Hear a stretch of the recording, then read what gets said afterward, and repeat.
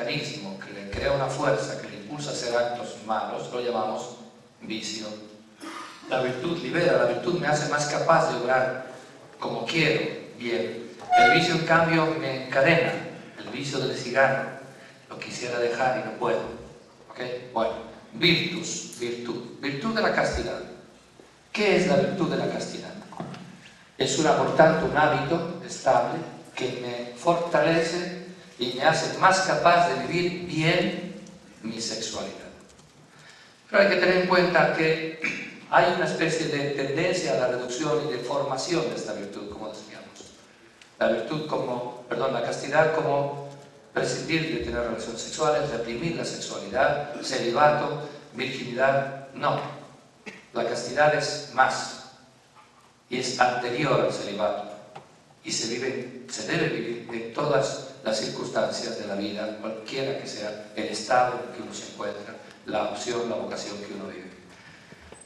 Es muy interesante, para entender bien qué es realmente la virtud de la castidad, tener en cuenta que podemos considerarla, como hace Santo Tomás en la Summa Theologiae, Summa Theologica, como una parte, una de las clasificaciones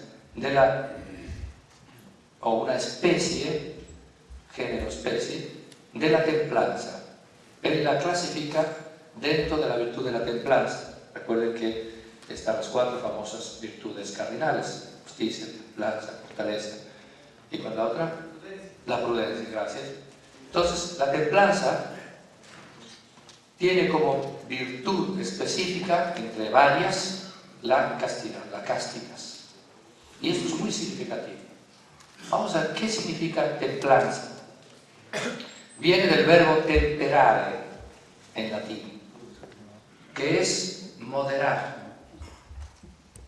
Temperare significa moderar, orientar, guiar. La virtud de la castidad es una subespecie de la virtud de la templanza, que se da también en otras esferas. Por ejemplo, la templanza en el comer, cuya opuesto, vicio, es la gula. ¿Okay? La castidad es templanza. ¿Y qué significa que se debe moderar? Ahí podemos usar el ejemplo del moderador. Imaginemos que aquí montamos una mesa redonda y está Pepe, y está Óscar, y está él, hay varios. Y tenemos sobre un tema de bioética, adopción de embriones, y tenemos a un médico, a un psicólogo, al cura que no falta, al político que no falta, todavía menos, etc. Y el abogado. Ok. Yo soy el moderador. ¿Soy yo un buen moderador si hablo yo todo el tiempo y los demás están callados? No. ¿Soy yo un buen moderador si en cuanto uno habla, yo digo, ya cállese, que usted ya habló, y no le dejo hablar a ninguno? No, estoy estropeando la mesa redonda. ¿Soy un buen moderador si digo, bueno, cada uno diga lo que quiera, y yo me echo un cigarro y todo el mundo hay un relajo, hay uno que habla muchísimo y quita la palabra a los demás, el otro no dice nada porque es tímido, el otro... Soy un malísimo moderador. ¿Cuándo soy yo un buen moderador? Cuando logro que cada uno de estas diversas riquezas que tengo aquí, porque hay un médico, un psicólogo, etc., cada uno pueda dar lo mejor de sí mismo en armonía con los demás. Ese es el buen moderador. Hay una serie de fuerzas, una serie de potencialidades. Cada uno puede aportar una riqueza. Yo tengo que lograr que cada uno aporte lo mejor que pueda en armonía con los demás para el bien de quienes escuchan. Eso es la moderación. Eso es la templanza. Eso es la castidad. Si yo me encuentro que hay uno, el médico, que tendría algo interesante que decirnos sobre esto, pero es demasiado tímido, ¿qué tengo que hacer yo? Estimularlo. Oiga, usted seguro que tiene algo que decir.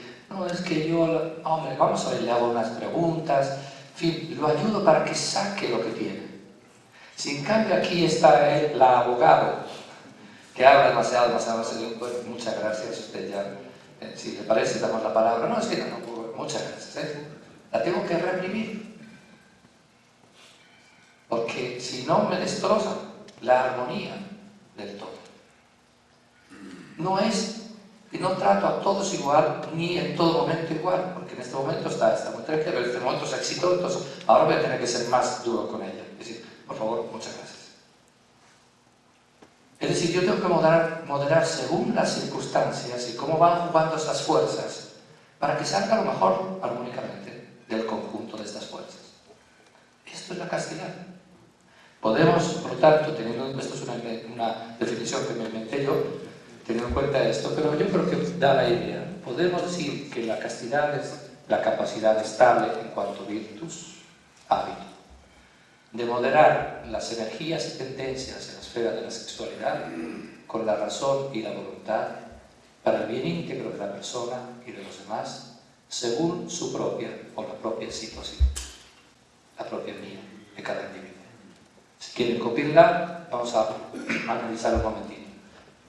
Es la moderación estable como virtud de las energías y tendencias, tenía que haber añadido ahí en la esfera de la sexualidad, todo eso, con la razón y la voluntad para el bien íntegro de la persona y de los demás según su propia situación.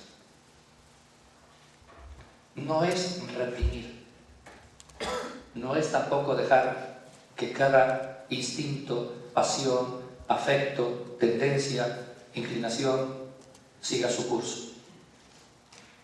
Repito, en el perro está ya todo regular, en mí no, hay esta excelencia. Yo tengo que moderar este afecto, esta inclinación, esta atracción, esta tendencia, esta pasión, esta excitación, esta curiosidad. Son todo fuerzas, que son como las fuerzas de los que tenemos aquí en la mesa redonda, interesantes, cada una puede aportar su riqueza, pero no debo ni reprimirlas sin sentido, ni dejarlas a su curso simplemente instintivo. Se crea el caos. Yo tengo más bien que eso, moderar las energías, tendencias. ¿Con qué? ¿Con qué instrumentos? Los instintos ayudan a regular, por ejemplo, el instinto del pudor ayuda, pero no basta, porque la excitación a veces lleva a romper las barreras del instinto del pudor y a realizar verdaderas aberraciones como sucede. Entonces yo tengo mi razón y mi voluntad. Son esos dos instrumentos que no tienen perrito. En él todo está regulado por los instintos. En mí no. Yo tengo estos dos instrumentos formidables que son de carácter espiritual. Razón y voluntad. Con mi razón tengo que entender qué es lo bueno y lo malo, qué es lo conveniente aquí y ahora. Y con mi voluntad tengo que hacer lo que mi razón me dice. Y si mi razón me dice que ahora debo calmarme, debo controlar esa pasión, con la voluntad me obligo a mí mismo a hacerlo. Y si mi razón me dice al revés, que tengo que incluso estimularle a ella, porque en esta circunstancia la vivencia de la castidad lo pide, lo vamos a ver enseguida. Entonces yo con mi voluntad actúo de ese modo, libremente. Entonces razón y voluntad. Para el bien íntegro de la persona está en juego mi realización personal, porque repito, la sexualidad es algo que toca profundamente a toda la persona. No es simplemente como el comer, es algo que toca mucho más profundamente a la persona y a la persona en su relación con el otro, la otra, con los demás. Entonces, para el bien íntegro de la persona, yo tengo que armonizar estas fuerzas, estas energías, moderándolas. Pero también para los demás. Muchas veces, una vivencia desordenada, no moderada, no casta de la sexualidad, produce gravísimas injusticias. Desde la violencia sexual hasta la falta de respeto en la relación conyugal, pasando por un montón de comportamientos, como puede ser también precisamente la prostitución, etcétera, etcétera. Toda una serie de comportamientos que comportan, que son injustos, que hacen gravemente daño a alguien. Puede hacer un daño a mi esposa, puede hacer un daño también a la secretaria, que además está casada, por lo tanto también a su esposo, y a mis hijos y a sus hijos. porque no moderé mis tendencias. Y esas tendencias desordenadas pueden llevarnos a aberraciones de cualquier tipo. Y esto lo tenemos que tener siempre muy claro. A mí siempre me llamó mucho la atención desde el inicio lo que nuestro padre tantas veces nos decía. En cada hombre hay dentro un santo y un asesino. A ver. Yo en todo caso lo primero. Y no, es verdad. Dentro hay una serie de pasiones, de tendencias que si no oriento, aunque a lo mejor haya vivido durante 40 años en el fervor, la oración, la adoración al prójimo, llega un momento en que yo me convierta en un auténtico desgraciado, un auténtico lo que quiera. Y en el campo de la sexualidad especialmente, por esa excelencia tremenda, es como un volcán que aún a los 80 años está en erupción. Que no se acuerda por qué, pero sí, algo hay ahí. Y entonces, es una excelencia terrible. Y por eso, violencia, pedofilia, es aberrante, pedofilia, una niñita. Y uno dice, ¿qué hay ahí? Pues puede haber muchas cosas, tipo psicológico, educacional, etc. Pero ahí también está este volcán que no es controlado. Homosexualidad, a veces también como expresión de una excelencia no orientada. Bisexualidad, con uno y con otro. Si hubiera un cuarto sexo, pues también con él. Animalismo, te unes a una burra. ¡Qué burrada! O sea, y hay quien lo llega a hacer. La burrada es la de él, no de la burra. Y estas cosas pasan. Patologías de la sexualidad, masoquismo, sadismo, sadomasoquismo, y se tiene que vestir de cuero negro y fustigarse. O sea, ¿qué pasa aquí? Pues que ya este volcán está tan desordenado que erupta por todas partes. ¿Se puede decir erupta? O sea, erupción. Si es erupción, eruptará, digo yo, ¿no? Entonces, bueno. Entonces, moderación estable, no un día, atento, la castidad, repito, es una virtus, por tanto un hábito estable, no es que, híjole, el día 15 de agosto de 76 fui casto, todo lo demás, quién sabe. No, la castidad es un hábito estable que me lleva, me facilita para que yo oriente, modere las energías y tendencias, pasiones, afectos, curiosidades, etcétera, etcétera, en el ámbito de la sexualidad, con mi razón y mi voluntad, de forma que eso favorezca el bien íntegro de mi vivencia personal, de mi experiencia personal, de mi organización personal, pero también por el bien de los demás, de mi esposa, de mis hijos, del esposo de la secretaria, de los hijos de la secretaria, etcétera, etcétera.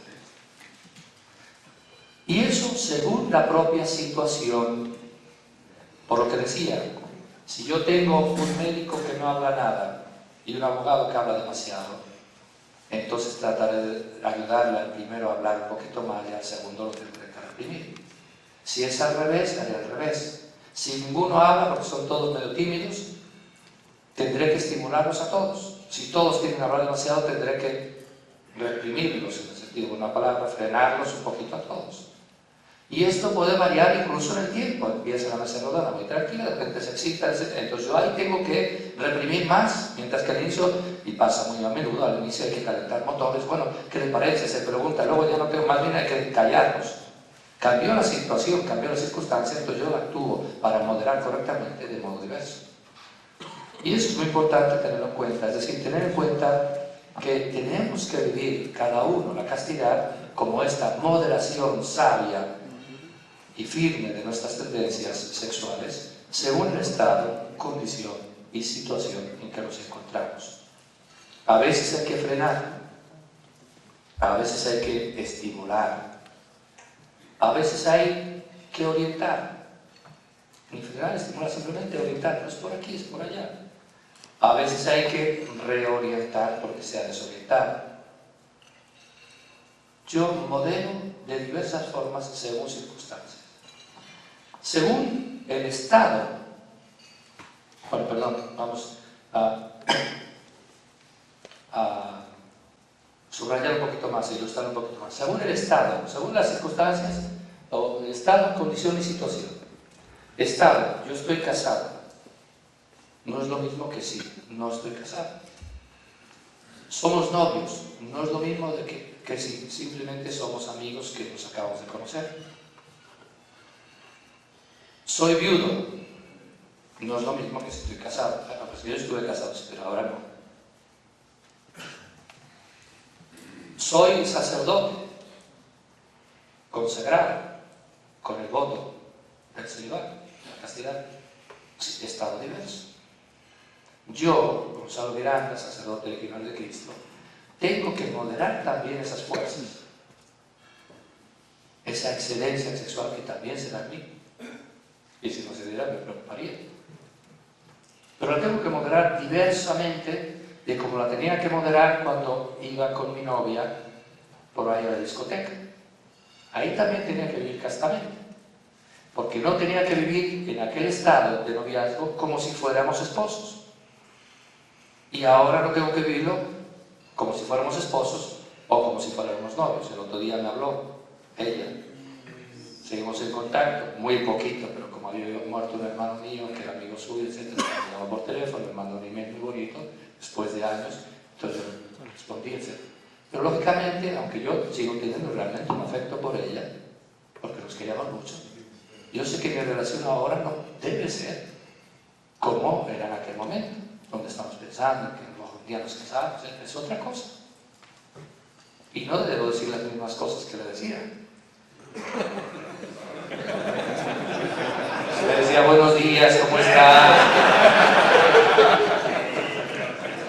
No debo, porque no es el modo, no responde a la situación en que nos encontramos. En que me cuento yo, que se cuenta ella, que se casó con un amigo mío, tiene unos hijos, etc. Una vez después de muchos años fui ahí a Toledo a cantar misa después de la ordenación. Me he pasado 13 años internos. Entonces, bueno, nos vimos, qué tal y cual. Y estábamos todos con mis papás tomando un refresco después de la misa de la tarde en un parquecito y se acerca una niña que debía tener 12 años. Me da un beso. Hola, ¿qué tal? ¿Tú eres Gonzalo? Sí, ¿qué tal? Entonces tú eres el novio cura de mi mamá. Distingamos. Son dos momentos diversos. Entonces, si yo ahora empezara a tener una relación con ella, mando un email, me responde, le llamo por teléfono, me llama y nos vemos, hoy que voy a Roma unos días, podemos salir, me enseñas el coliseo, sí, cómo no, y empieza otra vez el corazoncito, porque sería normal. Porque yo sigo sintiendo un afecto ya de otro tipo, muy purificado, etcétera, etcétera. Pero yo sé que si me descuidara, yo tendría otra vez la patetita que es el corazón pum, pum, pum, pum, pum, cada vez más fuerte, a echar raíces, etcétera, etcétera. A mí, sí. Seguramente a ella no le pasaría lo mismo, pero podría también, por hipótesis, ser lo mismo. Y la estamos regando. Me estoy haciendo un daño profundo a mí mismo, lo otro en crisis, y esto y lo otro. Y le estoy haciendo un daño tremendo a ella, que tiene su esposo, su familia, sus hijos, su vida íntima, su felicidad. ¿Qué derecho tengo yo a hacerle ese daño? No, es que la pasión, tal. Pues precisamente, a ver, frena, orienta. Tu modo de relacionarte con ella debe ser diverso de cuando eran novios o como sería si se hubieran casado. Es otra cosa. Y esto mismo en muchas circunstancias. Es que yo estoy casado. Entonces a mí me dijeron que en el matrimonio, relación total. ¿De acuerdo? Sí, pero es que eso se refiere a relación con tu esposa, no con la secretaria. O sea, tú eres esposo de tu esposa, no esposo y por lo tanto... No, es muy preciso, es el estado con ella. Hay un libro muy interesante allá en Italia, es un autor que es un profesor, maestro de escuela, que enseña en una escuela de la periferia de Nápoles. Nápoles es todo el mundo, la periferia es un caos. Y son unos niños de 12 o 13 años y les enseña temas de moral, etcétera, etcétera. Y una vez se le ocurrió recoger los temas, o sea, él explica un tema y luego les pide a ellos que lo escriban. Que escriban una reflexión respondiendo a las preguntas. Y salió un libro estupendo, que se hizo famosísimo, y luego sale otro que se llama Cupido entra en la escuela. Y entonces son temas relacionados con la sexualidad, el amor, el aborto, etcétera, etcétera. Pregunta, según ustedes, a los niños, ¿por qué los mayores se separan y se divorcian? Y uno responde, porque tienen secretaria. Y dice, mi papá trabaja en casa, no tiene secretaria y por eso no se separa. Este niño había intuido algo. Y es que en casa, pues la esposa, te levantas y está toda despeinada, sin pintar, etcétera, etcétera. Y que el café está frío, que no está listo, que no sé qué, no sé cuántos, y que roncaste toda la noche, que no sé. Y un jaleo, que los niños, que no estoy de acuerdo, que no sé qué, que las vacaciones. Llegas a la oficina, ¿cómo está la secretaria? Toda pintadita, toda arregladita, todos son favores, todos son prestaciones, todos son tal. Entonces hizo el corazoncito del pecho. Y te descuidas, y ella viste muy bonita, ella tal y cual, y entonces, ¿qué tal? Le traen un café, ¿cómo no? Y ahí va poquito a poco. Y llego a casa, híjole, ¿qué hiciste? No sé qué, no sé cuánto. Madre mía. Y le llamas a la secretaria, hola, ¿cómo estás? Mira, te quería encargar un fax y tal y cual. Ya empiezas a ir a establecer más relaciones con ella, porque es más fácil la relación con ella, si encima es monísima, y encima no sé qué. La estás regando. Estás haciendo un daño terrible. Luego pasan los dramones que pasan. Se separan, se divorcian, se pelean, dejan a los hijos sufren terriblemente, sufre la secretaria, se pelea con su esposo, con el que no tenga esposo, se casa con uno con el que no se puede casar, etcétera, etcétera, etcétera.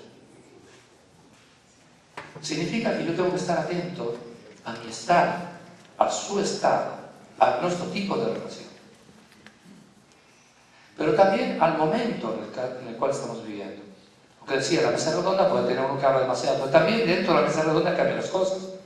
Entonces, moderar significa que mientras antes decía, hablen, de un momento, ahora he hablado yo un momento, habla usted, tengo que reprimir, tengo que cambiar la actitud. Porque la situación lo pide, para que salga lo mejor de estas fuerzas. Dentro del matrimonio, pues es que somos casados, entonces yo sé que el casado tiene relación sexual con su esposa. Pero ¿te has dado cuenta de qué momento está pasando ella? ¿Te das cuenta de que ahora ella lo vive de un modo muy pesado, muy desagradable? Porque está pasando por un mal momento, porque, por lo que sea, porque está en periodo de menstruación y algunas a las que no le gustan. No, pero estamos casados. Pero estás casado con una persona que tiene su sensibilidad, su pudor, pasa sus momentos. No es el momento de dejarla embarazada otra vez. Por lo que sea, porque está pasando por un momento de dificultad, o el matrimonio está pasando por un momento en el cual quizás no es oportuno. No es el momento porque ella está enferma. No es el momento porque acaban de tener otro hijo y se dan cuenta de que no es responsable en este momento de tener un hijo. Entonces, ¿qué hay que hacer? Lo vamos a ver ya más específicamente también. Pero en cuanto a la belleza y la castidad, pues es lógico que tengo que refrenar un poco. Híjoles, que llegué del trabajo y no sé qué pasó, pero llego que estoy hecho un volcán. Y llego y dice, oye, es que, fíjate que no. ¿Cómo que ahora no? Vete al balcón, fúmate un cigarro, lo que quieras. Pero tienes que saber en ese momento contenerte, reprimir, luego hacer frenar esa impulsividad. Y hay otros momentos en los cuales sucede lo contrario. Es más típico en ellas. No, es que tengo dolor de cabeza. Oye, pero es que todos los días dolor de cabeza. Digo, tomate una pastillita, pero no, o sea, un analgésico, quiero decir. O sea, tú te has dado a mí, nos hemos dado. Y ese don implica también el don de la propia sexualidad. Entonces, tampoco está bien. Y nosotros los sacerdotes muchas veces tenemos que decir a las esposas, oye, haz un esfuerzo también tú. Él, que no sea bruto, que no sea que se modere, porque él es que no se modera, no respeta. Pero tú también tienes que, como el que no habla, oye, habla.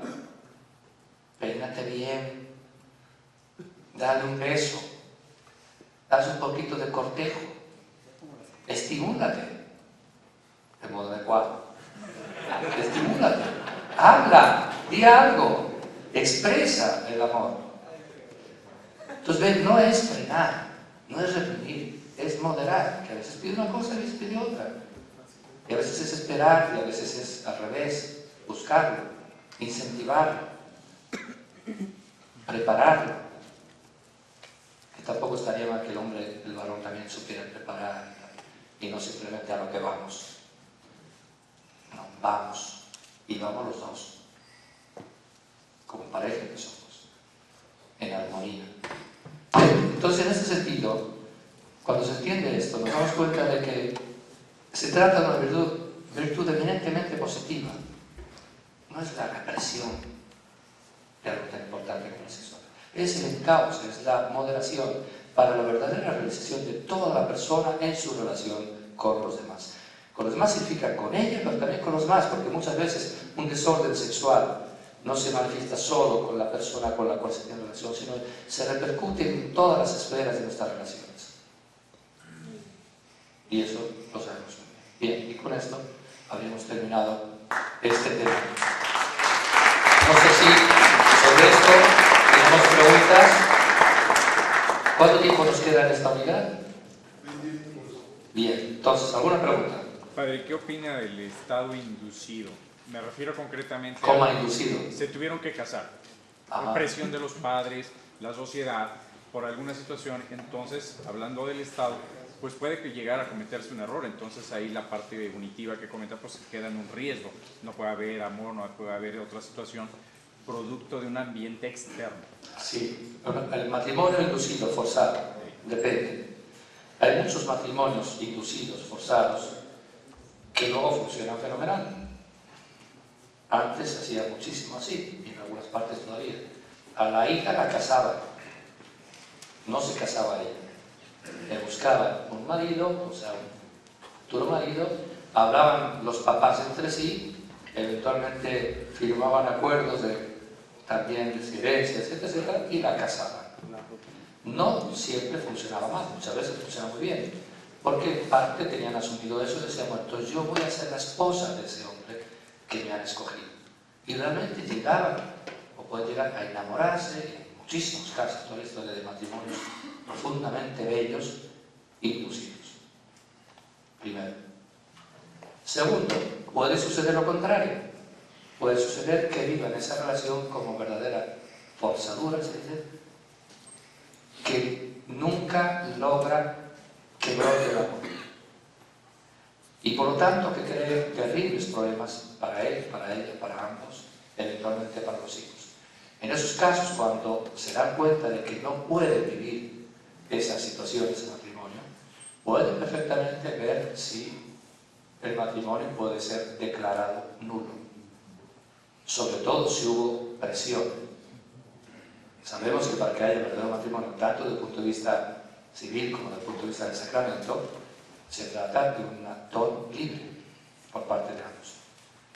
Entonces, si esa forzatura que ha llevado al matrimonio crea una situación insoportable de daño para ambos, y si tuvieran hijos también para los hijos, se debería ver si es posible, si hay elementos suficientes como para decir que ese matrimonio fue nulo. No para anularlo, que muchas veces hablamos así por brevedad, se trata de declararlo nulo, de ver que no hubo matrimonio, que efectivamente a mí me forzaron, yo no lo quise libremente, o me casé con uno que no conocía, porque resulta que tenía quien sabe qué vicios, era drogadicto, etcétera, etcétera, mafioso, pensando en un caso allá en Italia, y a mí yo me casé con otro, me engañó. Hay veces que, bueno, me engañó, bueno, ahora lo acepto y me enamoro de él así como es. Pero ellos no puedo enamorarme de este hombre, yo no puedo vivir con este hombre. Entonces voy al tribunal, en este caso eclesiástico, si es un matrimonio eclesiástico, y entonces se puede constatar que no hubo un matrimonio, y entonces cada uno por su lado. Ahora, si no es así, entonces tendría cada uno que tratar de aceptar la situación lo mejor posible. Deben ser las rémoras que pueda haber de crear un verdadero matrimonio, aunque haya sido inducido. ¿Sí está? Ok. Aquí. La verdad es que no sé cómo hacer la pregunta, pero bueno, ya ven que en España hay mucho, está el tema del nudismo y en Italia. ¿De ahí? Nudismo, que todo el mundo esté tal igual. hay Bueno, todo el mundo no, ¿eh? O sea, playas y todo eso. sí, playas nudistas, etc. Un poco más fuerte, por favor. Sí, ¿En qué acaba el nudismo? ¿Hay ética en el nudismo? al final acaban vestiéndose todos. O sea, vuelven a casa todos vestiditos. ¿En qué acaba el que se fue? Acaba degenerándose. Bueno, el tema del nudismo es un tema muy interesante, pero que nos lleva también a una consideración que yo creo que es importante. Yo puedo ver el cuerpo desnudo de una mujer y quedarme tan pancho. Por ejemplo, viendo fotografías bioéticas sobre cáncer de mama y tal y cual, donde muestran los pechos, tal, y yo lo veo y no me dice nada. O sea, simplemente veo el dato científico. Un médico, ginecólogo, por ejemplo, normal, que no sea psicópata, pues toca las intimidades de la mujer, etcétera, etcétera, y si es normal, pues ni se va a excitar. A lo mejor alguna vez puede pasar porque hay mecanismos instintivos que saltan.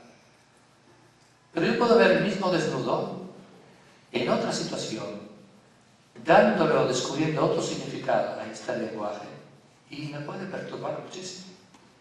Los mismos pechos en otra situación, con otro lenguaje, con otra, que me está diciendo otra cosa, me puede alterar, me puede excitar.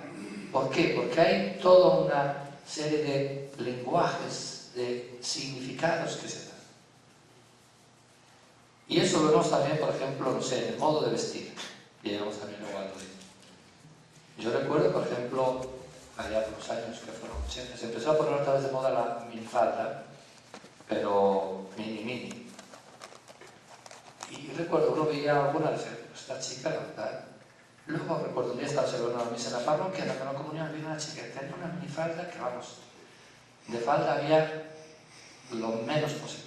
Y yo estaba fervorosa, juntó las manos, recibió la comunión y se fue, y mira esta chica. No creo que está haciendo finta, es realmente fervorosa. Lo que pasa es que ya en ese momento, ese modo de vestir se había convertido en una moda. Y ella, por moda, lo hacía así. Ella no le estaba dando el significado que antes le estaban dando las otras que empezaron a llevarlo un poquito para vestir de un modo excitante, etc. No es la cantidad de muslo que yo veo lo que importa, cuántos centímetros. Es el significado que eso comporta para mí, pero también el significado que yo le doy. Pero también es algo objetivo, o sea, el muslo está ahí y me puede excitar. Por lo tanto, yo, la mujer que se expone de ese modo, tiene que ser responsable y saber que aunque ella no quiera, puede suscitar ciertos sentimientos, etc.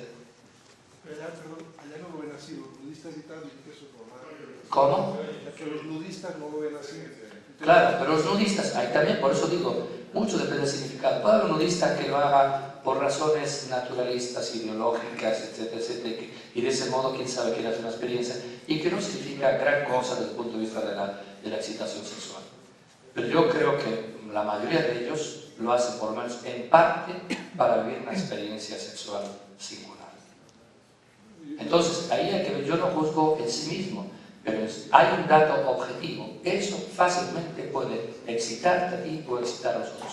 Muchas veces lo hacen, en parte, por lo menos por ello, me parece que es un comportamiento que es inadecuado. Ahora, puede haber algún nudista, a lo mejor una persona que simplemente vive allí en la isla, etcétera, con su esposa, y a ellos les gusta ir así. No sé, es una especie de ideología verde, etc. Les gusta el nudismo y no le dan un significado de ese tipo. Entonces cambia mucho. Cambia mucho. Luego está el factor social, es decir, llevar, por ejemplo, topless en una playa donde hay niños, donde hay personas que se pueden excitar, que se pueden perturbar, que se pueden desorientar por culpa de eso, eso puede ser una culpa grave. Yo lo enfocaba más en las discusiones, perdón, por último ya, en las discusiones que a veces puedes tener allá de que te dicen, no son naturales, que ustedes no sé qué, que tal y cual. Eso es natural, claro que es natural. También es natural pegarle un mordisco al otro en la oreja. Eso es natural, no hay nada artificial. Y puedo seguir un instinto natural, pero no está bien. Entonces hay que ver cuáles son los significados que se está dando a ese comportamiento. Y en este caso yo creo que muchas veces por lo menos hay una mezcla de vivencia desordenada de la sexualidad. de dar pábulo a los propios instintos, de hacer experiencias exóticas, excitantes, que llevan a graves desorientaciones. A ver, ¿estaba él? ¿O allá? ¿O allá?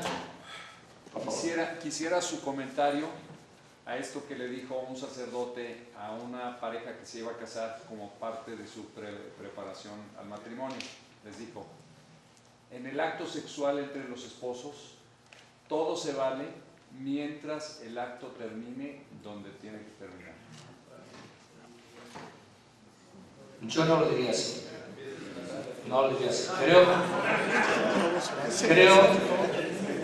Creo que entiendo lo que quiere decir.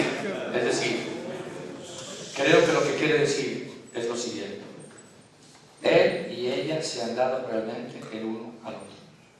De modo total. Toda mi vida es tuya. Toda tu vida es mía. Y también se han dado su corporeidad. Y ese cuerpo que yo no expongo a otro ni a mi madre más querida, lo expongo a ti y recibo tu intimidad, tu desnudez. ¿Okay? En ese sentido nos hemos dado el uno al otro y por lo tanto todo se vale en el sentido de que besos, relaciones de diverso tipo, incluso si quieren sexo oral, si es expresión de la donación corporal total, genuina, en un acto sexual, puede ser aceptable, puede ser incluso bueno, pero no es todo se vale, sino todo debe ser expresión de nuestro mutuo amor, que se realiza plenamente la donación sexual total. Y entonces hay actos que llamamos preparatorios, hay actos que completan el acto sexual, que pueden ayudar a que se realice mejor el acto sexual como verdadera donación profunda y total, que pueden ayudar a completarlo después, y son aceptables, pero siempre como expresión de amor, no de que como se vale todo, me vale gorro si a ti te gusta o no te gusta, si va contra tu pudor y tu intimidad o no. No, señor, eso no es amor. El amor, por lo menos, exige el respeto. Exige mucho más, exige donación, generosidad, sacrificio, pero por lo menos el respeto. Entonces yo digo, esos tipos de actos preparatorios, de completamiento, etc., son aceptables, pero siempre y cuando sea la expresión de lo que es la sexualidad en su sentido verdadero. Donación del uno al otro en el amor. Si va contra eso, si violenta ese sentido de la donación, no es aceptable. Entonces ahí la pareja tiene que ir viendo. A lo mejor ella es tan pudorosa, tan extremadamente recatada que no quiere ni enseñarle el tobillo y bueno, oye, pues es bastante difícil eso. Entonces vamos cambiando, ¿no? Entonces hay que ir ayudándola a lo mejor para que pueda vivir su relación sexual normal. Pero a lo mejor es que yo pretendo cosas que por su sensibilidad, por su educación, por lo que sea, a lo mejor yo no las comparto, pero tengo que respetarlo. A lo mejor hablamos, mira, vamos a ver, según yo, oye, no tiene nada de malo. Pero si ella lo ve como imposición, forzadura, violencia de su pudor, de su sentido de dignidad, no puede imponerlo. Peor aún cuando va contra su conciencia. Ahí sí que no tengo ningún derecho. Así como lo puedo decir a mi esposa, tú no vas a misa porque yo no creo en eso. Ni viceversa, tú vas a misa porque yo creo en eso. Tampoco puedo decirle, tú tomas anticonceptivos porque a mí me da igual lo que dice la iglesia y me da igual lo de la anticoncepción. Tú tomas anticonceptivos porque yo quiero seguir adelante a mi ritmo. No. Antes todavía del problema de la anticoncepción está el problema del amor, de lo que es el matrimonio. Repito, exige por lo menos respeto mutuo.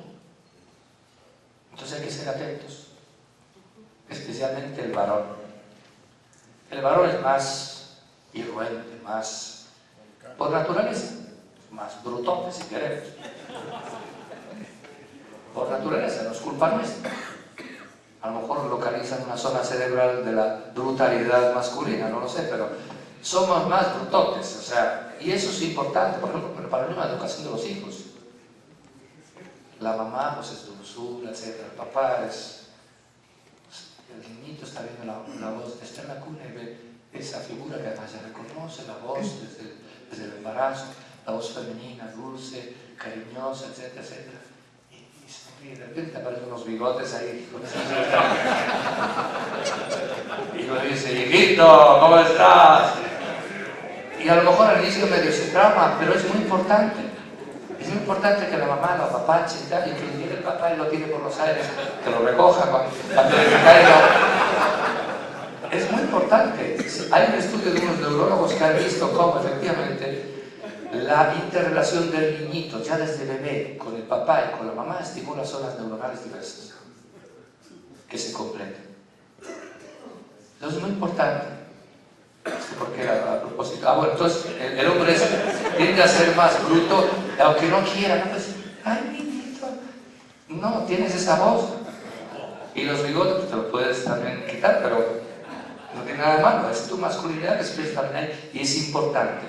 Y en la relación entre ambos, él, consciente de esa diversidad, de que él puede tender más a ser más agresivo, más impositivo, más, tiene que también prestar mayor atención a la delicadeza, a la feminidad de su esposa. Y ella también tiene en cuenta que él es varón y que él tiende a comportarse de ese modo, que es varonil, que es propio suyo. Y no pretender que él se comporte como si fuera simplemente una persona tan delicada, etcétera, que es incapaz de tocarla, etcétera. No, repito, se han dado el uno al otro, esto es muy importante. Yo me he dado a ti con todo mi ser, que significa también con todo mi cuerpo, para ser don que recibe tu don. Pero, atentos, el hecho de que me he dado totalmente y te he recibido como don total, no significa que tú y yo nos hemos perdido en una unidad tercera. Yo sigo siendo yo y tú sigues siendo tú. Yo tengo mi conciencia, mía, solo mía, no puede ser de ambos. Y tú tienes tu conciencia, nada más que son dos conciencias que se unen en el diálogo y en el respeto. Pero yo no puedo violentar tu conciencia, ni tu intimidad, ni tu pudor. Tengo que hacerlo. No sé si esto responde. ¿Sí? A ver, ¿otra por allá? Es una realidad, padre, que la integración sexual desde el punto de vista, desde el matrimonio, desde que uno se casa, hasta el último día que se muere uno, si juntos Dios quiera, representa un reto muy grande, el lograr esa integridad, esa fusión, esa comunicación, esa comunión sana, natural y que vaya creciendo con el tiempo, por el matrimonio que va pasando los años. Y cada uno de nosotros tendremos en mayor o menor grado determinados retos en nuestras parejas. Y el punto, padre, es qué orientación, qué nos puede decir a todos nosotros, quizás en nuestra vida práctica, cómo podemos desarrollar más o cómo podemos, qué recursos debemos utilizar para poder crecer en el amor, en esa integración sexual, y que sea sana, y que sea creciendo, y que no sea el típico comentario que de alguna manera u otra, aunque sea una risa, pero no, pues yo ya, mi esposo y mis relaciones sexuales con mi esposo son 0 o X, o es frustrante o es X. ¿Qué nos puede decir sobre esto? Bueno, es que había muchísimo que se puede decir y sinceramente yo se lo digo muy claramente, yo soy experto en pastoral matrimonial, como lo era o es para Michael Ryan, etc. Yo trabajo más en aspecto ético, bioético, que también toca toda la esfera de la sexualidad.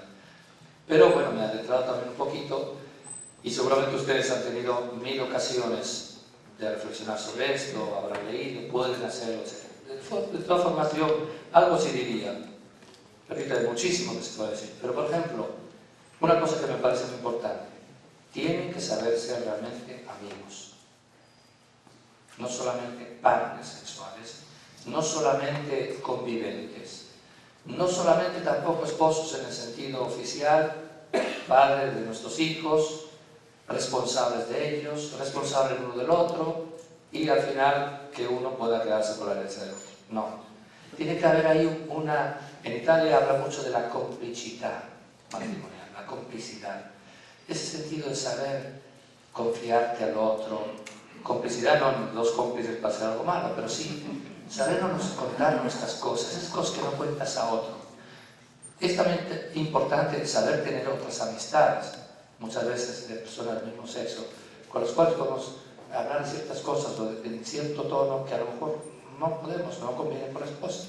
Pero con la esposa tengo que ser amigo, no solo esposo, o mejor que la responsabilidad incluye la amistad. Amistad, por lo tanto, capacidad de dialogar, capacidad de reírnos juntos, capacidad de tomarnos el pelo, capacidad de pasar momentos divertidos, capacidad de apoyarnos el uno en el hombro del otro cuando hay dolor, como se hace con el mejor amigo. Y eso hay que desarrollarlo, hay que cultivarlo. Eso muchas veces se da en el noviazgo. Suele empezar como una amistad. Bueno, a veces empieza como una atracción física, pero luego, si es verdadero noviazgo, va transformándose en amistad. Pero a veces pasa que después del matrimonio esa dimensión se pierde. Y ya no platicamos de nuestras cosas, porque cuando yo estoy cansadísimo y ella todavía peor, y encima además del trabajo hacemos apostolados por aquí y por allá, total, que no hablamos nunca, fatal. Hay que platicar, hay que dialogar, hay que discutir cuando hace falta, cuando se preste. Hay que contarse los secretos de esas cosas que se le dice al mejor amigo. Ella tiene que ser mi mejor amigo, mi mejor amigo en general, no amiga, ok, ella es mi mejor amiga, pero tengo un montón de amigos y solo a ellos les cuento ciertas cosas. Puede ser, pero a ella tengo que contarle todo lo que tenga que ver con nuestra vida, con mi vida personal, no solo nuestra vida como pareja, sino mi vida, mi trabajo, mis apostolados, mi mamá, que es su suegra, también es debe ser parte también de nuestras prácticas. Todo lo que es nuestra vida. Entonces, ese es un punto que yo creo que es muy importante. Otro punto que creo que es muy importante es el saber estar atentos al otro. Eso que decíamos de la sexualidad lleva del ego al encuentro con el otro, con la comunión. Eso se debe vivir también durante toda la vida. Este afecto que yo tengo hacia ella debe llevarme realmente a una atención singular, finísima, para captar los latidos de su corazón, para captar el momento por el que está pasando, para captar el momento de dolor, de alegría, de dificultad, de cansancio, de desazón, de tristeza que está pasando. Y no fijarme solo en mí mismo y pretender que ella se fije en mí. Yo tengo que estar atento a ella y detectar, tener ahí como un sexto sentido para captar que ese silencio significa tal cosa, que esa sonrisa forzada significa tal cosa, que ese no querer tener ahora la relación sexual puede significar tal cosa. Y por lo tanto, tratar de estar muy atento para captar las ondas más pequeñas, como si fuera un radar muy sensible. Y una vez que las he captado, tratar de dar un paso hacia ella. Que significa muchas veces cuando doy un paso hacia adelante, estoy renunciando a mi terreno. Estoy yendo hacia el terreno común. Y ella tendrá que dar otro paso hacia mi terreno. Nos encontramos no en el terreno de nadie, sino en el terreno de ambos. Sensibilidad, pero no solo para captar, sino para responder a las necesidades, a lo que conviene en cada momento al otro. Y cuando yo me olvido más de mí mismo y pienso más en ella y me fijo más en ella y estoy más atento a sus necesidades, a su momento, a lo que le conviene a ella, más me encuentro a mí mismo. Como decía un autor, esto se aplica en general a toda la vida, la felicidad no se cosecha, se siembra.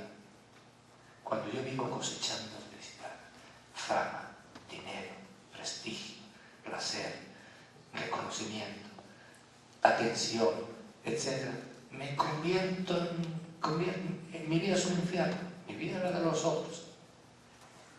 No alcanzo la felicidad. Cuando yo me olvido de cosecharla y me dedico a sembrarla, sin darme cuenta va floreciendo la felicidad en nosotros y en mí. La felicidad no se cosecha, se siembra. No se quiere, se cosecha cuando nos olvidamos de cosechar y nos dedicamos a sembrar. Eso en todas las esferas, en todas las relaciones.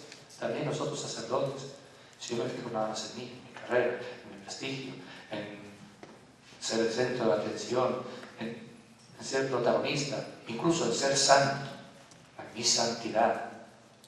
Estoy arruinando mi vida, convierto mi vida en un infierno y transmito el fuego del infierno a los demás. Cuando me olvido de mí mismo y me doy a los demás, empiezo a encontrar la felicidad. Esa que estoy buscando solo dándola a los demás. Y esto del matrimonio es muy, muy especial. Vivir dándose al otro. Y cada renuncia que yo haga por amor es un crecimiento en el amor y es un crecimiento en la felicidad mía y de los dos. Bueno, ahí lo dejamos y seguimos hablando. Después, para ser una vez fieles a la campana,